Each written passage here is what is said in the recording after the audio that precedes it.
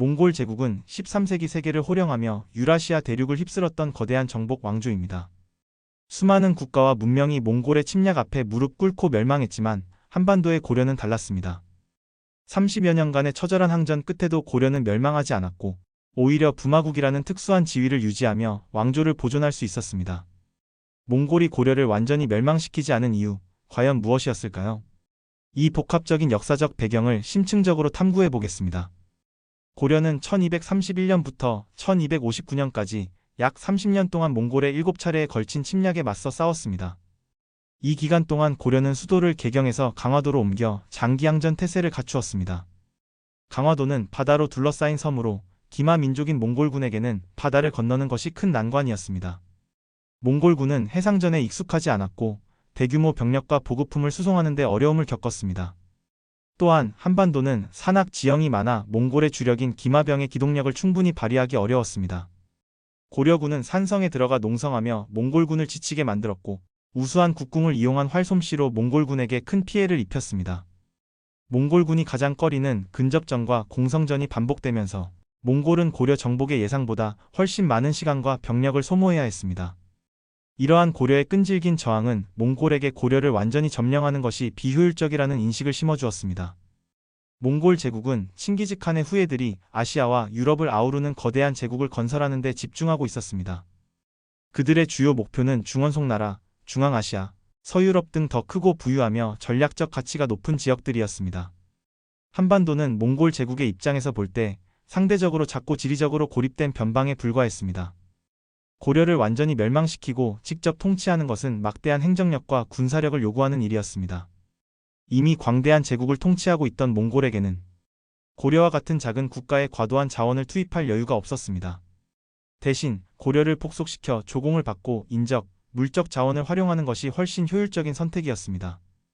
이는 몽골 제국의 전반적인 전략적 우선순위와 부합하는 결정이었습니다. 몽골 제국의 5대 칸이자 원나라를 건국한 쿠빌라이 칸은 단순히 정복에만 몰두하는 것이 아니라 정복한 영토를 안정적으로 통치하는 데 관심이 많았습니다. 그는 고려를 완전히 멸망시키기보다는 기존의 왕조 체제를 유지시키면서 간접적으로 지배하는 방식을 택했습니다. 1259년 고려 고종이 사망하고 태자 전훗날 원종이 쿠빌라이 칸을 직접 찾아가 폭속을 맹세하자 쿠빌라이는 고려의 국호와 왕실을 그대로 인정하고 태자를 고려 국왕으로 책봉하여 돌려보냈습니다.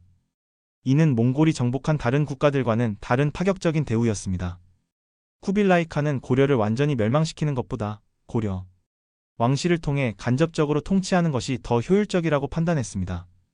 고려를 부마국으로 삼아 충성스러운 동맹국으로 활용하고 이를 통해 동아시아 지역의 안정과 일본 원정 등의 대외 정책에 활용하려는 실리적인 계산이 깔려 있었습니다. 몽골 제국은 정복한 국가의 왕실과 결혼 동맹을 맺어 관계를 강화하는 전략을 자주 사용했습니다. 고려와 몽골 간의 결혼 동맹은 단순한 정치적 동맹을 넘어섰습니다.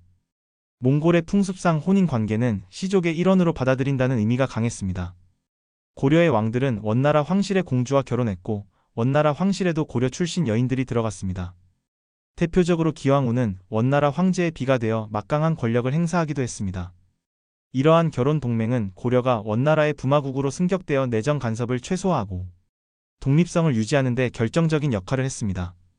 고려의 왕들은 즉위 전 원나라 황실의 캐식 황제 친위대에 참여하며 몽골 지배층과 인적 네트워크를 형성하기도 했습니다.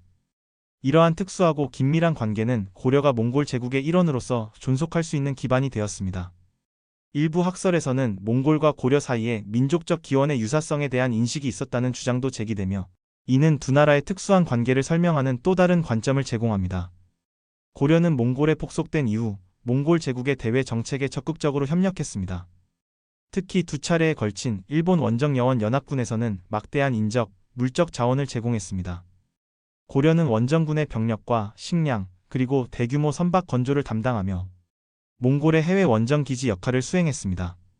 비록 일본 원정은 실패했지만 고려가 몽골 제국의 군사적 목표 달성에 중요한 협력 대상이었음을 보여줍니다.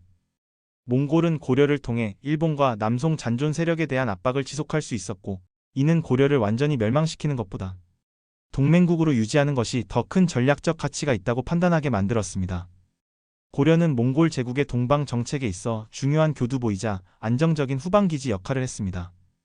몽골이 고려를 멸망시키지 않은 이유는 단순히 고려의 끈질긴 저항 때문만은 아니었습니다. 몽골 제국의 광대한 영토와 전략적 우선순위, 쿠빌라이 칸의 실리적인 통치 철학, 고려 왕실과의 결혼 동맹을 통한 특수관계 형성, 그리고 고려의 적극적인 협력과 전략적 가치 등 여러 복합적인 요인들이 상호작용한 결과였습니다. 이러한 다층적인 관계 속에서 고려는 비록 간섭을 받긴 했지만 왕조의 명맥을 유지하고 민족의 정체성을 지킬 수 있었던 것입니다.